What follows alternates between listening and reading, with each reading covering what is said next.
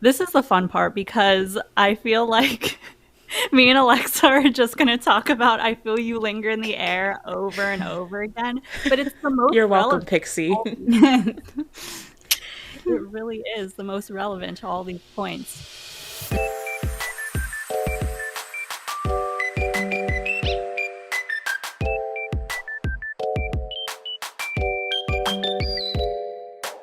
Hey guys, welcome to LoveCast, the BL podcast.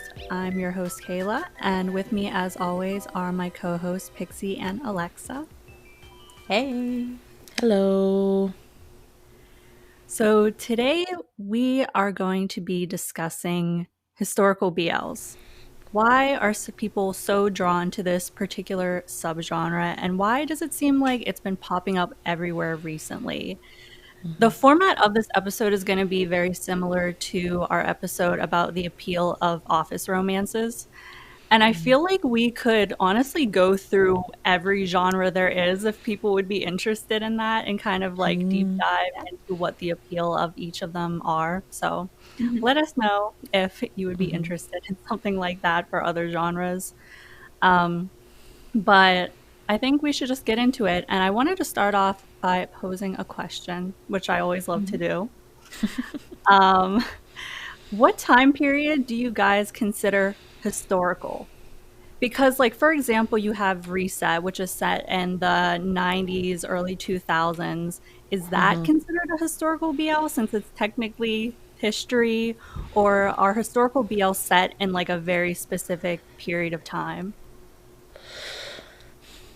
I feel like when you typically think of a historical drama series BL, like you're typically thinking of something that's much farther back in history. Yeah. Like early 1900s, 1800s, even earlier. But then you think about shows like Shine, which is currently airing. I don't think anyone would argue that that's not a historical BL, and it's set in what, the late 60s, early 70s. Yeah. So like I I feel like on a technical standpoint, like it is a period in history that is not the current period. So like maybe historical dramas need to be like even further sectioned up into like modern historical versus historical. I don't know. I was yeah. thinking about this. I I don't know. I would say that anything like we are in like modern time is like a technological time. So anywhere like that is before the technological time, like Reset, they have phones. Like it's not that it's not that new. So I mean anything that feels behind the technological advances we've had, I might consider historical. But Yeah, that's yeah. interesting because like, or like is the cutoff like the 21st century, because we are I, technically in a different century. Well, Reset like started in 1999 and then talked about Y2K and went into yeah. 2000. Yeah. But yeah, it's I mean, I don't know. okay. If you would you consider that 70 show a historical show? I mean, it's set in the 70s. Like, Yeah, but like genuinely watching it, would you consider that historical? I don't know. I mean, I you also like have to think about like 100 years from now, that is gonna be what's historical. True. So But I I don't think like know. I don't think you can put like a stamp on it like this is the time frame that is historical and this is not historical. I think like if something gets far enough away from how modern life is right now, like it's too far enough back that like looks a little foreign, it can be considered historical, but it historical will depend on like okay, 50 years from now it might be different, right? Well, that's interesting because then I think historical really depends on the person, because like if you True. showed like a 10-year-old Reset, that's ancient history to them. Like Yeah, that yeah. technology is Mhm. not anything they'd be familiar with. Yeah, So I think yeah. that's also like perspective of it as well. So like someone who maybe was alive like, Mhm. as a young adult or teenager in the 70s might not consider like that 70s show historical. Yeah. But like if you show it to like someone who's even younger than we are, or you know, even in their early 20s might be like, hey, that's ancient history in their eyes. So I think it really is like, I don't know if you can pinpoint what is technically a historical drama, but I feel like when you think about the type of shows and films you watch that you call historical, you're usually thinking like early 1900s or earlier. I feel like is what people typically pair in the historical drama genre. Drama and genre is really going to mess me up when we're discussing this. But yeah, I don't know. Yeah, I don't know. I don't know if there is a solid answer because it is like a perspective thing as well. But yeah, when I think historical drama, I also think like 1800s, 1900s. I honestly think of like the Joseon era. That's the first thing that comes to my mind is like Korean Joseon era. But yeah, I don't know. Sound off in the comments. What is historical? Um, but yeah, historical BLs, I feel like they have become quite popular, not just even in the past 2 years, but maybe 3 years, because there were a lot of historical shows that were announced maybe 3 years ago that are just now happening. So it's been more like 3 years now, maybe 2 years of them airing. But what is the appeal of the historical BL? This is the fun part because I feel like me and Alexa are just going to talk about I Feel You Linger in the Air over and over again. But it's the most You're welcome, relevant. Pixie. It really is the most relevant to all these points. Yeah. So, like, the first big one that I think is very appealing to people is the fact that in the past, everything just like seemed more grand. You had a lot of these like grand romantic gestures. You had people speaking in like the old fashioned, very poetic, flowery language. And people just seem to express their emotions in a much more romantic way than you would see in a modern day drama. Yeah, so like for example, in a show like I Feel You Linger in the Air, you had them writing letters, reciting like poetry and literature, even like making garlands. I've noticed that like making garlands is a thing that has come up in like multiple historical BLs. And quite literally, a lot of them involve one character risking their lives to be with another because at the time it's not socially acceptable. So, like, just that fact of like risking your life to be with someone feels very grand, I think. No, 100%. And then I feel like that also like just brings with it this like inherent yearning. Like I think I said this in relation to Memoir of Rati, but like there is a level of yearning that comes with period romance in general, I think, because the way they navigated relationships was a lot different.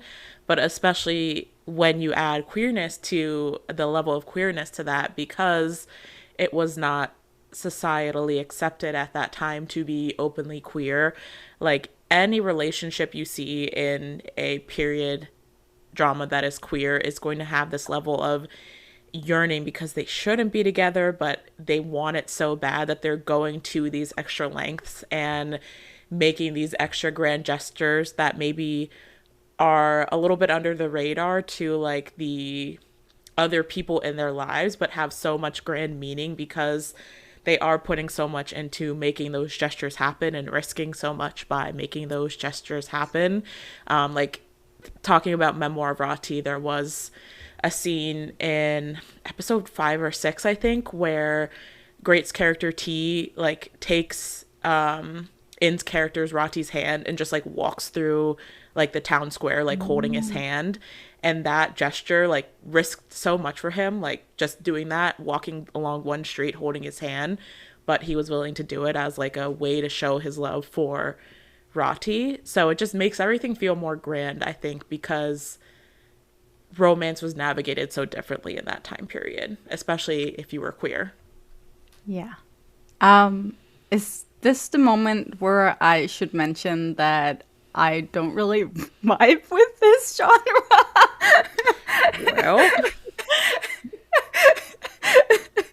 So I get what you guys are saying. I think the reason why I don't feel necessarily drawn to it is because I have this thing for modernization and modern drama. I there's like the thing you're describing about like having to hide it and having to the yearning and all of that, which is yearning is good, but I I don't like dramas that hide stuff, and not just in BL, like in the straight dramas too. I don't really gravitate towards that.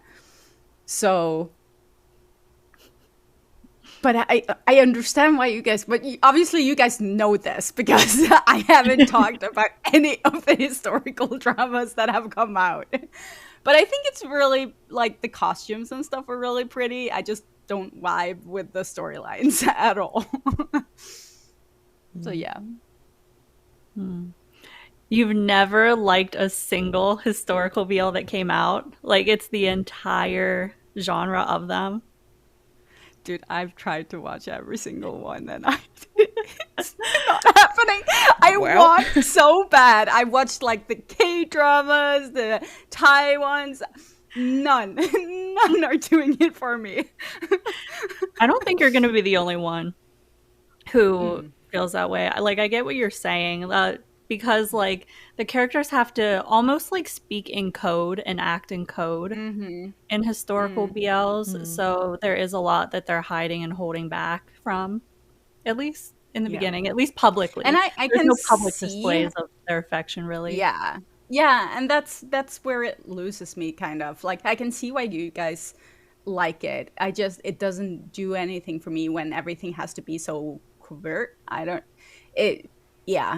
It's like I know where it's going and it's not going to be something public and grand.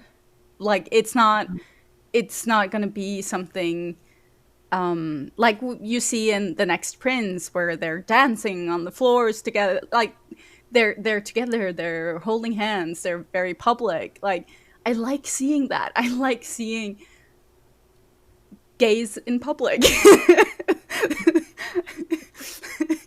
Gays just being gays in public, okay? So I wanted to like the shows. There's just something that doesn't hook me with it. Like I can't get into it. Okay.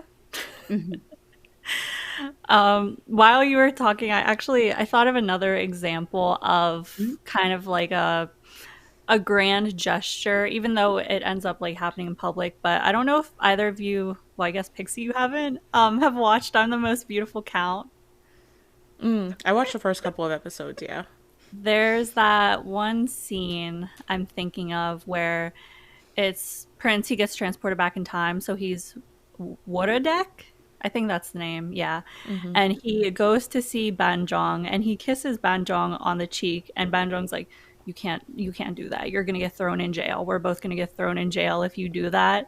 But like his whole thing, Worodek's whole thing is that like he's from the present, so he doesn't really see a problem with these public displays of affections, but he keeps getting targeted because he is doing these public displays of affection. And I guess it just like holds a lot more consequence in the past, which the fact that he's doing it in the first place makes it grand, I think. Yeah. Yeah, I think that's kind of what it is that like despite knowing everything that could come to them, they are still choosing to love each other, and still choosing to, like, in a lot of these shows, like they do confront their families with their romance and do confront like the public to some degree with their romance. So it's like knowing that those consequences are a possibility, but like choosing the person that they love in spite of that is like what makes it so grand, I think. Yes. Yes, exactly. Another big draw to historical BLs is definitely the aesthetic. Hmm. Honestly, this might be the number one thing because like there's always this really elaborate set dressing and the costumes are always very elaborate. Since it's a style that you don't see every day, your eye is kind of drawn to it. And I always think it's really interesting how you can learn about the social hierarchy in the particular Mm-hmm. period of time by what the people are wearing and like the environment that they're living in.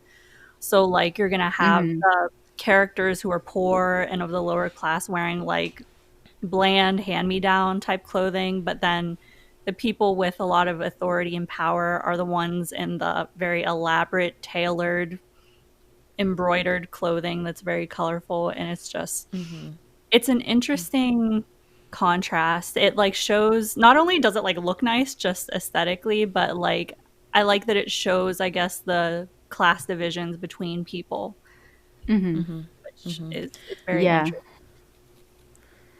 Yeah, Yeah. I think like the aesthetics of these shows is like the one thing that I really am on board with.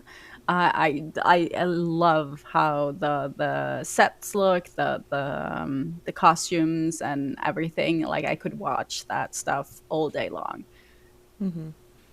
Yeah, I think, and it's really interesting, like when you're watching shows that are not from your own history, Hmm. like to obviously they're not always going to be 100% historically accurate when it comes to the dress and what the homes look like, and because they're still working from a modern standpoint. But it's always really interesting to see how historical fashion and how food was created and how learning was done and things like that in countries that are not your own. Because, Hmm. like, I've had American history beat into me since I was, what, 4 or 5 years old. So, like, that even if what you're told in school isn't necessarily true, like, that history to some extent, but you don't often, at least in the American school system, get a lot of exposure to history from other places. So even if a Hmm. drama is not the most accurate way to experience that history, it is cool to at least get a glimpse of it and kind of see Hmm. those different elements of dress and architecture and food and things like that. Yeah. I mean, that's the same here. Like, we don't get a lot of different cultures, except maybe American. Like, that's the one thing you actually get, like, drilled into you because all the shows that are coming out and everything is so Americanized. So everyone knows America. but, but I haven't, like, seeing like in the K dramas, in the Thai shows, Japanese shows, everything like that. It's really interesting to see how things were different back then. Mm. Yeah, the architecture is another thing that I personally Hmm. find really cool. Um, and I feel you linger in the air. I think they even make a point about like the architecture being inspired by like European and Latin Hmm. American styles, and the fact that Jom's character is an architect, I think adds a cool detail to everything because he is very focused on drawing the architecture and working on the architecture. So Yeah. it's really cool. It is funny though, because like in these dramas, because there are only like limited places that have like the right sets and like housing designs to film a period drama, like every historical drama I've watched after I Feel You Linger in the Air, I'm like, oh, that was Coon Robert's house and I Feel You Linger in the Air. Oh, that's Yeah. the deck where this happened and I Feel You Linger in the Air. So like, and it's the same in like K drama too. Like there are like Hmm. sets that were built to film historical dramas. So like if you watch enough, you recognize the Yeah. same sets over and over again. But it's just funny to kind of be like, oh, this they have these like two or three houses or these two or three like market sets that because they were built for historical dramas. If you're watching a lot of historical dramas, you're gonna recognize them as they continue to show up in the shows. Hmm. Yeah, I don't know if this is just a historical drama thing, but I also really love the houses that like they have a lot of enclosed but open outdoor spaces. So like in I'm the Most Beautiful Count, like even like the palace or anybody's homes, they're still like outside, they're very open, but they also have like closed in areas of the house. And I think it's really cool. I'm like, I want to live there. Like I that really like indoor the outdoor feeling. kind of architecture, yeah. Mm-hmm. Yeah, it's so good. Um, but moving on to the next point is that I feel like historical BLs have a lot of universal themes. So, like, even though it's taking place in the past, sometimes really, really far in the past, a lot of the problems that they're facing are timeless. So, they will resonate across time and culture. So, think of just like, again, the concept of not being accepted as queer by your family, still very much a thing. And like being pressured to live a certain way, still very much a thing. Again, let me bring up I Feel You Linger in the Air. I think of the sister in the show and how like she wanted to follow in the father's footsteps and be like a government official, but then she ended up getting into this abusive arranged marriage. And I feel like still that's something that could resonate with a lot of women, Yeah. specifically in modern times, just like societal pressure Yeah. from family to kind of follow in a particular way, like being a mom, being a wife, all of that stuff. So, yeah, a lot of universal themes. I don't know. Can you guys think of other examples? I feel like I'm blanking on this point. I think even like in terms of the social hierarchy and like kind of what you were talking about with how like clothing is used to show a lot of that. I think that's also something that's very universal, like having access to certain things based on your hierarchy in society. Yeah. Like obviously, like with I Feel You Linger in the Air, Jom goes back in time, and he is living as a servant, and then Kunyai's major domo, which is basically like his assistant. So something for him was like having to learn what was and was not acceptable for him to do, like what knowledge was not expected for him to have. Like it was weird that him as a servant in the 1920s would know English, because that was not something that people of that societal place would have access to. But John in the current age was like a college educated architect, so he did have that knowledge. But that, I think, even transcends to modern time. I mean, we've seen in dramas as recent as like Jack and Joker of like kids not being able to go to school because it's not something their family could afford and things like that. So just like money and status offering you certain levels of knowledge, I think is always going to be universal, and things like that are going to transcend across time. Yeah, honestly, the universal theme here is corruption. Corruption and capitalism. Capitalism. It's always capitalism at the end of the day. God, it never ends. It never ends. It's timeless, Yeah, unfortunately. unfortunately, capitalism is the timeless evil. But this point overlaps a lot with the social commentary one because people, me included, love when a story has something important to say. And in historical BLs, the setting is always more socially conservative, just in the time periods that we see them focusing in on. So I feel like there are a lot of interesting conflicts and messages that presents. So like the thing with the sister and I Feel You Linger in the Air with the enforcement of gender norms, that's an example. And then same-sex relationships being criminalized. I think of I'm the Most Beautiful Count again. And this kind of goes with the universal theme too, because in present day, Prince is also being threatened and like fined for presenting in a way that doesn't quote match his born gender. Like the law is coming after him in the present day even, and then it's like he gets transported back in time and the law is coming after him for the same exact thing. So yeah, that kind of goes with the social commentary and universal themes points. But in general, I feel like we see this defiance of the patriarchy, the misogyny, and expectations of society, like across the board. There are so many examples that you could think of. Yeah, I think with these historical BLs, especially when I think in all of them, but especially in the ones where it's like a modern person going back in time, that becomes like a heavy point, because like this person is going back into a time where society was so different. But I do also think it's interesting sometimes when the person who is so adamant to defy those expectations is the person who was born in that time period. Like, I think of, once again, I Feel You Linger in the Air. Like, it was often Yai who was ready to throw away everything and defy everything that was expected of him, and Jom, the person coming from 2023, being the one that's like, hey, maybe you should take a step back and think about this. So I think like when you bring that mix of like modern and historical, like it's always going to kind of set up for that defiance. But I also think a lot of these shows highlight how that defiance has always existed.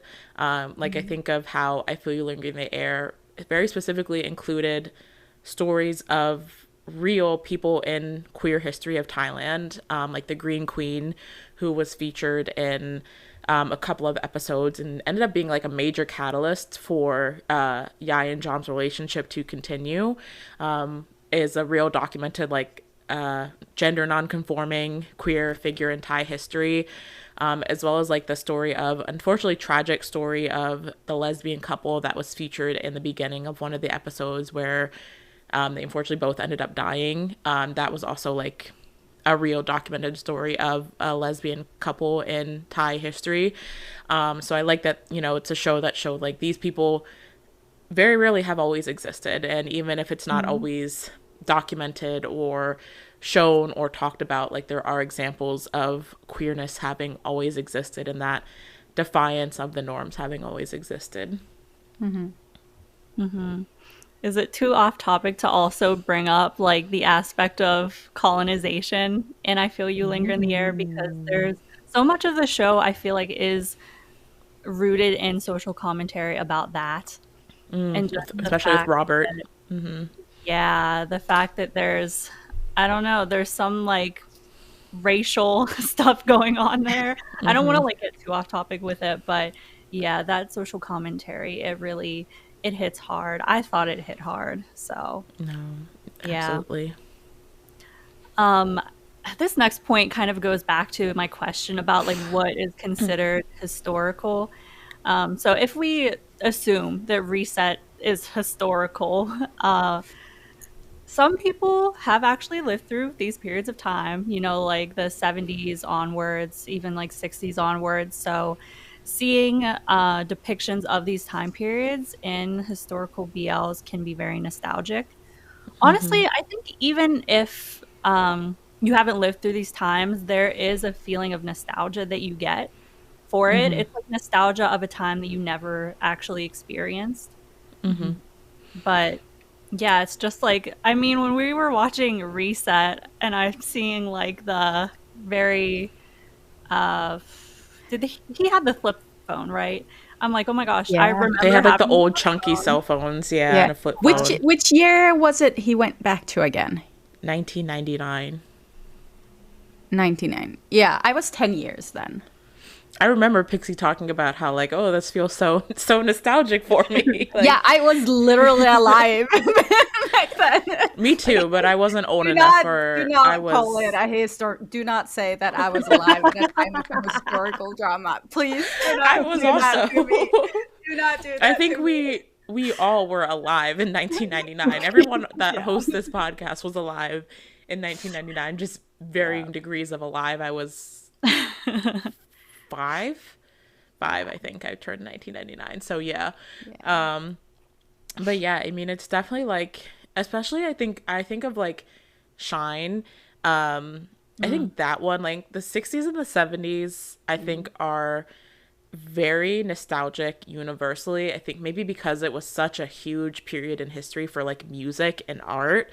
Like there's so much like iconic music and art and style of music and art that comes out of like the 60s and 70s, and a lot of like the movements that were happening around those times for different reasons. So even like the fashion, I think, is like very like, even though I was not alive in the 60s, like when I see stuff that's set in that time period, like it feels very like nostalgic, because I think art and fashion and music and culture from that time is so like iconic. So like it's almost like even if you weren't there, you can feel the feelings of that time. I think also like we grew up with a lot of movies and shows that were based in the 60s and That time 70s. period, yeah. So it does feel like you've kind of gone through it because of that. Yeah, yeah. You've been exposed to it a lot. A lot.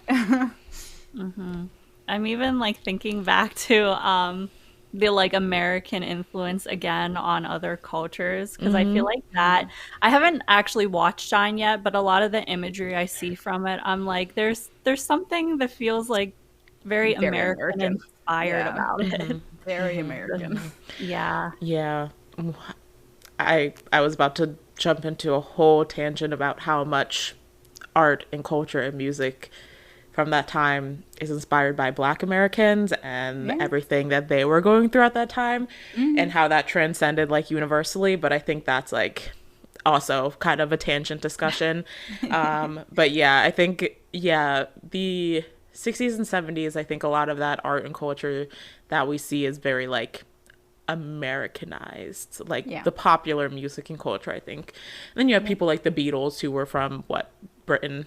So, you know, there are other influences, but I think even that has like American influence at its roots. Interesting discussion. Yeah. Not for this episode. Yeah. Maybe another time we'll find a way to bring it up.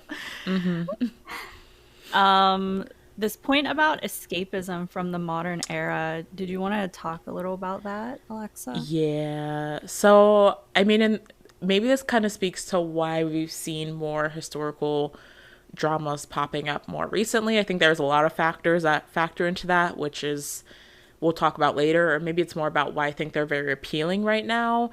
I think collectively around the world, things are just bad with a capital B. Whether you're talking about like financial instability, job instability, genocide, politics, like all of this stuff, climate change, like it's happening around the world. Like I think everyone can collectively agree it kind of sucks to be a human on Earth at this period in time for a lot of the time. So I think there is kind of something appealing about like watching media where this stuff doesn't exist, at least not in its modern form. Because like we talked about, a lot of these issues transcend time, but I think there's maybe something appealing about experiencing it in a way that's not so directly relatable to how you're experiencing it right now, if that makes sense. And yeah, I think there's just something that provides a little bit of escapism from what we are currently going through as a collective species by watching media where everything was experienced so differently, even if there were elements that are similar and transcend. So I think that kind of just provides a little bit of like taking you out of reality and just putting yourself in a different time period, I think can kind of provide that escapism in some ways. Yeah. No, I actually think escapism is a big part of it. I mean, like that's the appeal of like dramas in general, I think, especially like the BL genre. I think it's escapism from reality in a lot of forms. So, you know, especially like putting yourself and immersing yourself in characters that are in a completely different time period that, you know, is not something that you've ever experienced, I think can really play into that. So I wanted to talk about this interesting link that there is between historical BLs and time travel. Because a lot of the Thai BLs that we see, or the BLs in general, even the Korean ones that we'll mention later, it's a scenario where one character who's from modern day is being transported back in time. So it's interesting how a lot of them involve time travel. And yeah, that trope is just so common. I feel like we see it all the time. But yeah, you mentioned earlier like the idea of putting a character from modern day into scenarios in the past. So that's where that comes in. Yeah, I think there's like something almost like endearing, I guess, or maybe more engaging about putting a modern character in a historical setting and watching them kind of like have to get used to living in that setting. Like kind of it provides like, I think maybe levity in some cases of like, you know, it's kind of silly to watch them like fumble around and understand how things operated in the past, and maybe it engages you with the main character a little bit, or I maybe mean, it connects you to the story in a different way because you can resonate with the character that has gone back in time. You can see right. yourself in that person. But Exactly. yeah, Yeah, and I wonder if that's something, especially within the BL genre, historical dramas being relatively new. I wonder if maybe a lot of the productions feel like they need like a modern element to make it more relatable to the viewer and be like, hey, this isn't completely set in like 1920, you know. There is something that is relatable to you in this character that we're sending back in time. So maybe, I don't know, that's just a speculation, but maybe, you know, from a production standpoint, they think it makes the show more engaging. it also opens the world more for the unexpected to happen. Like with Reset, anything can happen. It's the little dash of magic that you Yeah. kind of like need to not be predictable. Like you don't know what can happen. Yeah. 100%. I feel you linger in the air. Technically, like John travels through time to multiple different time periods. And in the novel, it's funny because he actually ends up like being a historical figure because he travels back in time one time and it gets like captured as like this magic moment that is like held as very sacred to like the people of that time period. So like it does kind of like, I don't know, kind of, yeah, you kind of like allows The whole for, butterfly concept. It's yeah, very it interesting. allows for more like to happen, and I think it does loosen the lines. Obviously, it's loosening the lines of reality because we're traveling through time, but I think it also makes it easier to like make a happy ending possible in these Yeah. dramas when you've already like loosened the Yeah. lines of reality a little bit because Yeah. Yeah. I think that's where it kind of historical dramas, especially BLs, lose me a little bit because BLs are known to be like the happy ending. So you know that they're gonna warp this or make this happy no matter what.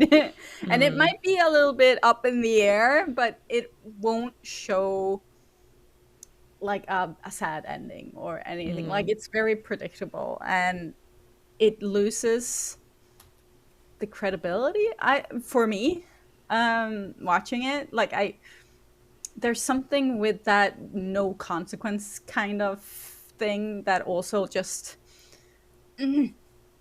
but yeah, I don't, it's predictable. I don't know. I can like I just said that they can make it unpredictable with the magic, but yeah, I don't know. Not to bring up some unresolved trauma that we may have, but even in the special episode of I Feel You Linger in the Air that I don't believe we still can watch, not um, legally not legally. We even see Yai, his character, I guess, his past self is transported to the to the future. modern And time.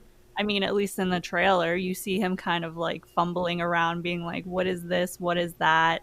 So I kind of wish that we would even see more of that where it's the opposite way, where someone from the Yeah. past is coming to the future. That'd be really cool too. Mhm. Yeah. We definitely see that a lot in like heterosexual K dramas, but I don't think that has come over to the BL sphere at all yet, or the GL sphere at all. But yeah, I always think it's funny when they do it the opposite way too. Straight dramas also like taking like fairy tale characters and push them into the real world. Oh, Yeah, yeah. Characters or fairy tale characters. Like, they love that shit. Yeah. We're getting there. Just wait. Like give it a 2 oh years or yeah, something. I'm It sure will it's be on the here. horizon. Honestly, manifesting. That would be great. But I feel like we can't ignore the fact that along with the time travel, there is a very direct connection to the soulmates trope. Because there's always a reason why they got transported back in time. You'll have one character, something happens, it triggers them to travel back in time, and they're basically traveling back in time because they're destined to meet this one person from the past. I think this applies to like all of the historical BLs that I've seen, Anyone almost that's all of them. not, yeah, anyone that has the like the time travel trope, I think there is usually like multiple like reincarnations involved, or like we've been together in multiple lifetimes type of situation. And the thing I personally love about it is that, I mean, again, it's like so grand, but it's like the idea of, oh, their love is so strong that it literally defies physics and time and space. Like they're gonna find each other in every lifetime. It's the red string of fate thing, like we see in Until We Meet Again, where they're meant to find each other again. But yeah, you mentioned the reincarnation trope, which is again directly linked to this. So like no matter what timeline they're in, they're meant to be together. It's very romantic. They're traveling across sometimes multiple lifetimes to find that person. I mean, this is even happening in Kemjira. So Yeah, it's Chemjira. just like traveling, I guess, like the whole reincarnation past life thing and finding the person in the present that you were with or maybe you were almost with in the past. It's a really big trope in general. Yeah, I mean, Until We Meet Again is also reincarnation, and finding that person again in the modern life. What I think is interesting about I Feel You Linger in the Air in regards to these tropes is that it's only one Jom. Like Jom travels back in time to two different Yais, and then goes Yeah. back to the modern time and waits for the modern Yai to find him. So I think it's not necessarily a subversion of the trope, but where other shows are like, hey, these characters were together in a past life and they have to find each other in different lifetimes. Jom goes into these different lifetimes, falls in love with the same person in multiple lifetimes, and then that person has to come find the one Jom like in the modern time. So yeah, it's definitely soulmatism, reincarnation, like it's all historical time travel. It's all just like so closely tied together. And it's all like very grand romance, I think, is why it's all appealing to kind of have all those elements in one show. I feel like we touched on this a little already, but like, why are historical BLs on the rise? I think the escapism aspect is a big reason. At least to me, it seems like this is the popular subgenre right now. Maybe I am just like living in my own bubble of BL. But I feel like high school romances, they still exist, but like I feel like they had a period of time where they were super popular and every show was a high school romance. And then obviously office romances, they had a year that they were super popular. So it's just like a matter, I think, of companies jumping on the trend maybe. But I think you mentioned this, but I think a lot of them are still testing the waters of if people are going to receive these well. Yeah, I think there's a lot that goes into the production of a historical drama, which, I mean, we talked about this. Well, I talked about this in the interview with Great and N, and we talked about it a little bit with Net and JJ, just like how much more prep goes into having to learn the language from a different time, to prepare those costumes, to travel to these sets that are often like, they're not just in Bangkok. They have to go to, oftentimes more remote places with the whole cast and crew. So the production of a historical drama, I think, is often a lot more difficult compared to a modern one. And so I think it wasn't a risk that a lot of companies wanted to take for a long time, not knowing how it would be received. But I think once shows like To Start With Love, I think, was technically the first one that aired in 2022, and then I Feel You Linger in the Air was announced in 2022 but aired in 2023, and both of those shows had so much domestic success, like have been showered with accolades, even international accolades. Like those shows are so domestically loved that I think they showed companies that like, hey, this is a genre that people are interested in seeing, because I think Lacorns have always done historical, like, at least talking about Thai, this is obviously talking about Thai BL specifically. I think there's always been historical Lacorns, but I think it took a couple of shows kind of testing the waters and then seeing that success for them to be like, hey, this can work in BL too, and people in BL are interested in seeing this genre as well. So I think once those shows did well, all of these other shows that were maybe like they had the rights to, but were kind of sitting on, are kind of starting to pop up. Like I'm the Most Beautiful Count, Love Upon a Time is filming, things like that. So like now we're going to be seeing them a lot more. I didn't have this written down, but I just thought of it. Um, and in my brain, I'm trying to relate it to this point, but like I'm the Most Beautiful Count, for example, and I don't know if it's the only one, but like that series, for example, is one of the sponsors is the government and like tourism and stuff. So I don't know. I guess even the government is like, hey, how can we use this as a soft power, this historical BL series as a soft power to, I don't know, set the precedent, maybe? Although I feel Yeah. like I Feel You Linger in the Air kind of set the precedent, in my opinion. I can imagine like the history of the countries is one thing that really boosts tourism. I know like we have some like historical sites here in Norway where you can like see like the huts and whatever they Yeah. made, like clothes and how they lived and all of that, and that's super popular from tourists. So I can imagine that the tourism of the country kind of want to ride on it, on that wave as well. The BL wave, considering with the legalization of gay marriage and everything, the spotlight being on Thailand, it's the right time to kind of push it.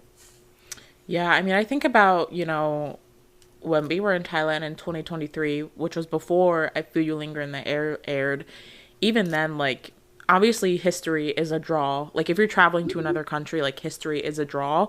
And, like, so even there, when we were there, like, when we went to the historical sites, like, those places were packed. Like, I was immediately overstimulated. So yeah, Yeah. I think now that they're seeing like that their international audiences are interested in Thai history and culture, like, having more dramas that focus on that element is going to only like improve that stuff. I think obviously a lot of people, not a lot of people, but there is a subsect of people who go to Thailand because they like BL. That's Yeah. why we went to Thailand. Yeah. So, I think, you know, getting that group that's interested, that is already like having an interest in tourism in Thailand, more interested in the history and culture of things, is like only a benefit for them as well, like you Yeah. mentioned, Pixie. Yeah. And let's face it, like most BL fans going to Thailand will stay around Bangkok because that's where the companies are. That's where they're filming most of the shows. So if they kind of get like, they spread it more like outside of Bangkok, they will also spread the tourism. There Get, are people, I remember seeing like people who traveled to Thailand and went to go visit like the houses that I Feel You Linger in the Air were filmed at. Like, yeah. if I had gone back to, like, it's something I would like to do. Obviously, I don't know if it would ever be like reasonable on our trips because they're more like business in quotes. I'm putting that in quotes for anyone listening. But like traveling to filming sites is a big thing for BL fans and for K-drama fans when they go to Korea. Like, there are entire tours that you can take to visit different K-drama filming sites. So yeah, I think like including a bigger range of those type of sites in your media is only going to like expand that interest from the audiences. Yeah. Yeah. So maybe we'll see even more historical BLs in the future. I would like to see more, but I guess more that subvert some of the themes because I think it would make it interesting. Because I don't want it to get super repetitive. Like I feel like office romances, for example, got Yeah. repetitive for a minute there. But It would be interesting to see them go back even further. I yes. mean, a good chunk. I'm not sure what time period I'm the Most Beautiful Count is set in, but like a lot of the other ones are set like 1920s to 1930s. And I'm sure like the further you go back, the harder it's going to be to find like sets that work and stuff like that.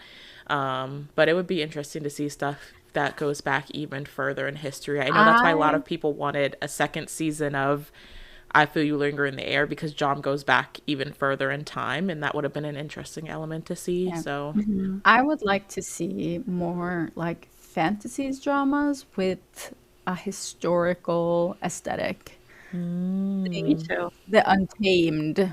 yeah, that's I was like And that's like the C dramas have cornered that market mhm, 1000%. mhm.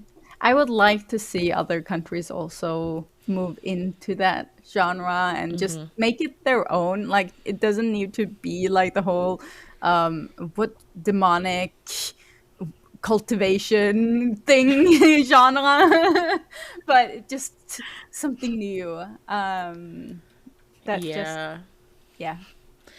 Korean fantasy dramas, like Korean historical fantasies, are a huge genre as well, but we Mhm. know Korean BL is struggling to find budget for things as it is, so I can imagine a fantasy drama and the amount of money that that takes would probably be like Yeah, it's a a big very hard pressed project for yeah. Korean BL companies to be able to Oh, fund. But like Goblin is like one of my favorite all-time shows. I just like just give me a BL. The Goblin BL, okay? I just need that.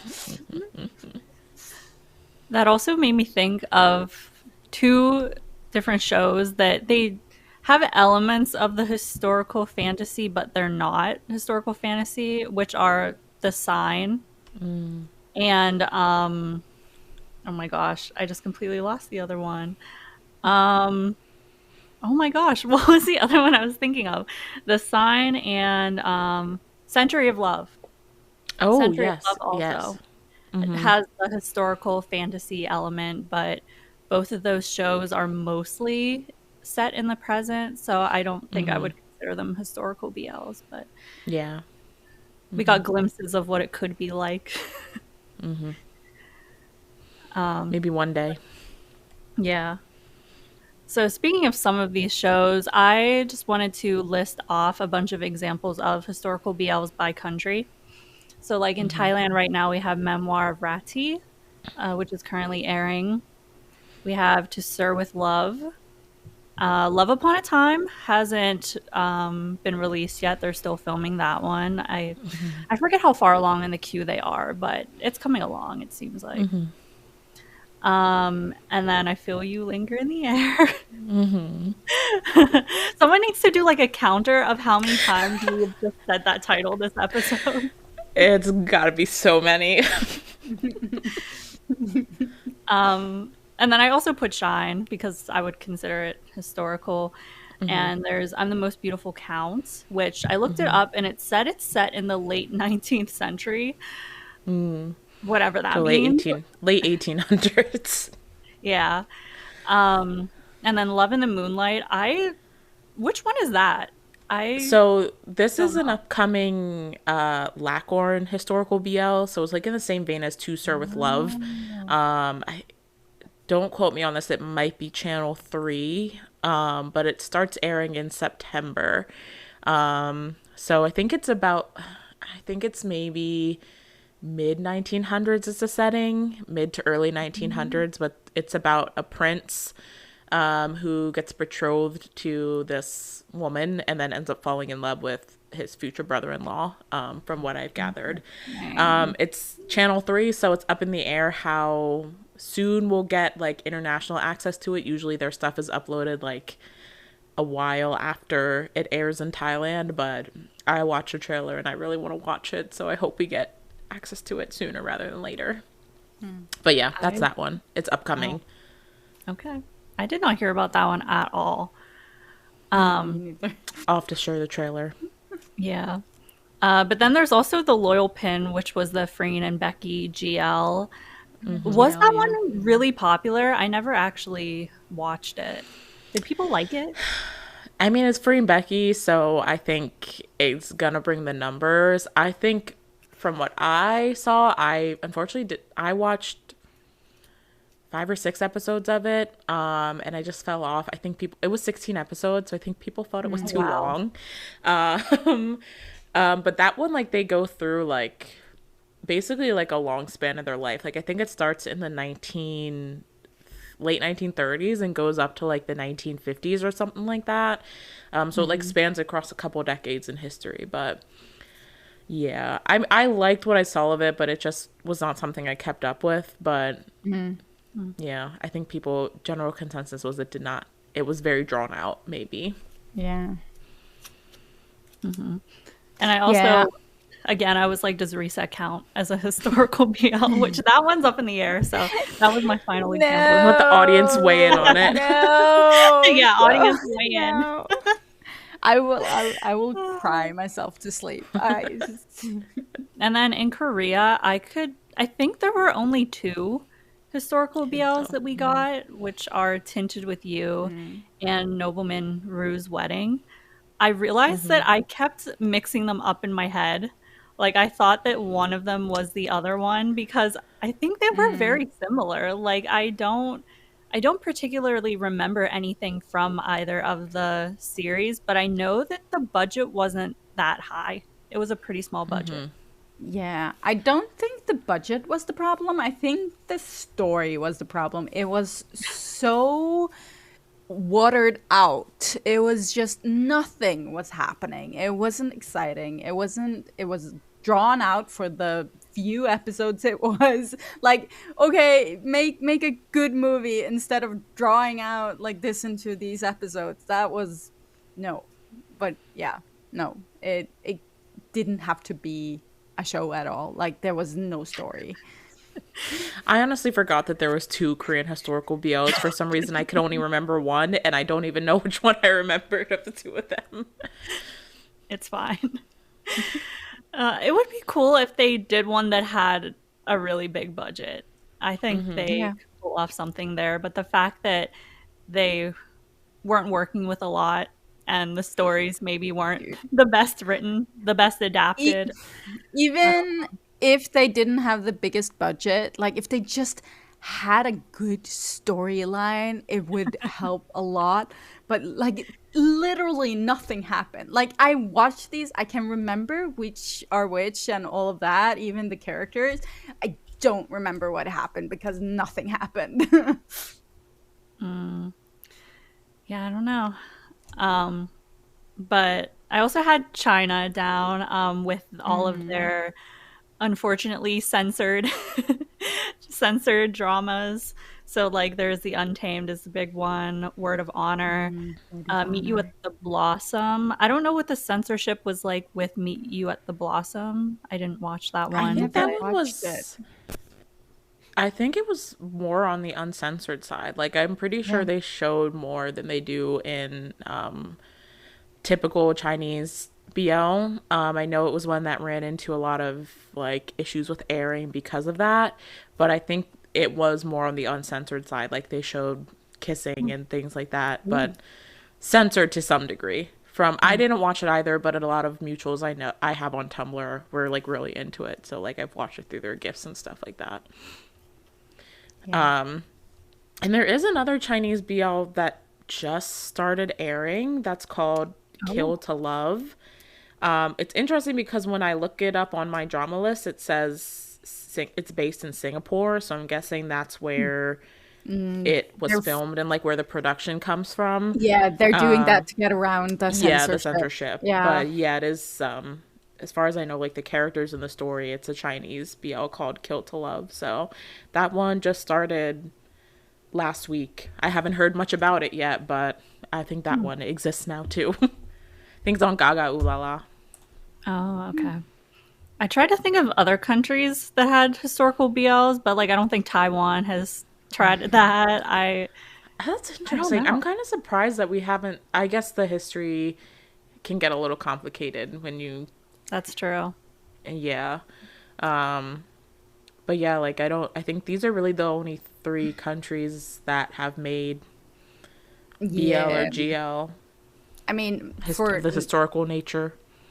Are there any like American gay movies or stuff that happened like back in the day? Historical? There's gotta be. Yeah. There's gotta be hella.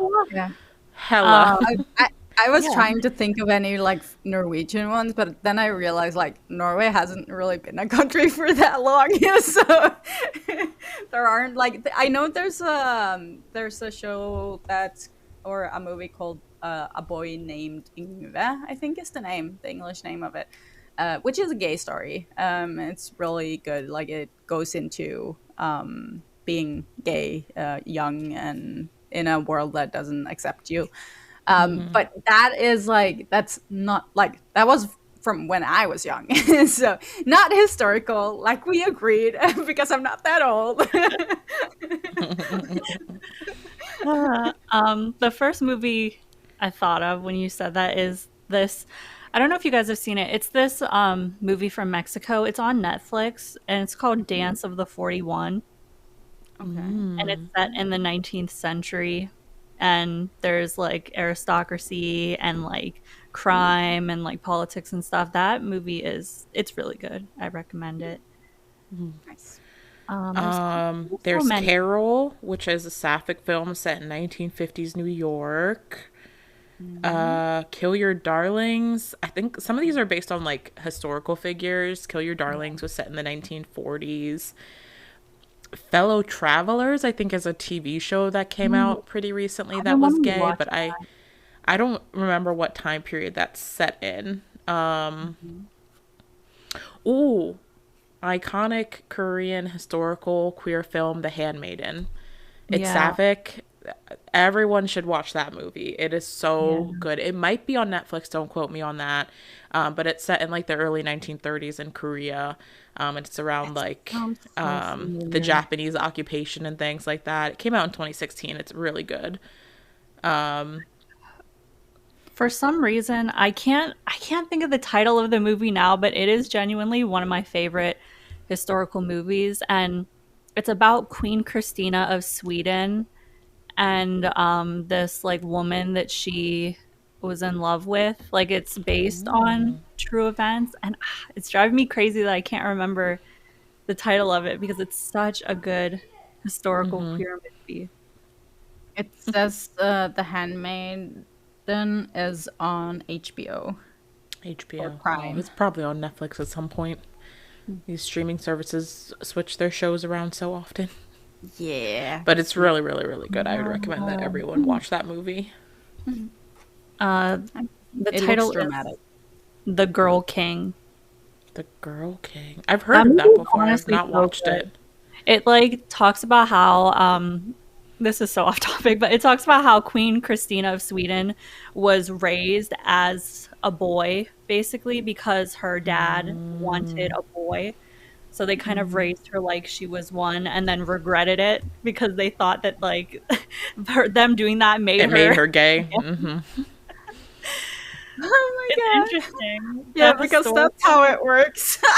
Right. Right. I just anything that's based on. Also, the other one I mentioned is based on a true story. Yeah, I think there's a lot of like Western films based on like queer figures in history, or like history said they were friends, but like they were actually lovers. Like those kind of stories that they like expand on more. But yeah, I guess those were some examples of Western historical queer film. I think a lot of them are movies. There's not as many shows that I can think of, but I think so. I also don't engage with Western media in general as much anymore, so I'm probably very out of the loop. I think the time period is the 50s, 60s, but there is that series on Netflix with Sarah Paulson, the Ratched. That one is historical queer and set in like an asylum, I think. Interesting. That's the only one I could think of.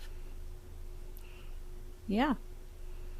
Maybe people can let us know in the comments, like beyond Thailand, Korea, and China, which are the three we really talked about today, like what other historical films or shows from other countries around the world that they've watched and enjoyed, because I feel like there's a lot out there that we just don't get exposed to. Yeah, I would be really interested to know if there's like any good ones from Japan, because that's not like a genre I've seen a lot from, especially like BL in Japan. But I know there's a lot of mangas and stuff around Yeah. historical. Yeah, written, like if you're getting into mangas and manhwas, like I feel like the BL and There's GL a stories are lot. endless, but Yeah. not nearly as much with the live action. Yeah. The selfish part of me really wants a historical Pinoy BL. I think that would be Yeah. so good, like a pre or maybe even post like colonialism set Yeah. Filipino BL. It would be really cool. But that's just me. Um, Yeah. anyway, did anyone else have any other thoughts on this topic? I feel like we covered everything. Yeah. I said my piece. Okay. Same. So that's it for our episode this week. Let us know if you're a fan of historical BLs or if you take issue with them like Pixie does. That's fine too, honestly. I mean, like, everyone's not going to like the same thing. But if you are a fan of historical BLs, please tell us which one is your favorite because I am very curious. And I think it's pretty obvious which one is me and Alexa's favorite. I wonder. It's fine. It's fine. It's going to be like 10 years later and we're still talking about that show. And will be. Best believe. Yes. But anyway, if you enjoyed this episode, please like, comment, and subscribe. And while you're at it, why not share it with your friends? It really helps us out. You can also check out our Patreon for early access to episodes and reviews, and even Patreon exclusive episodes that we've been doing. I think we're going to start a new series recap pretty soon, so a lot of exclusive content over there. But that's it for our episode this week, and until next time, goodbye. Bye-bye. Bye.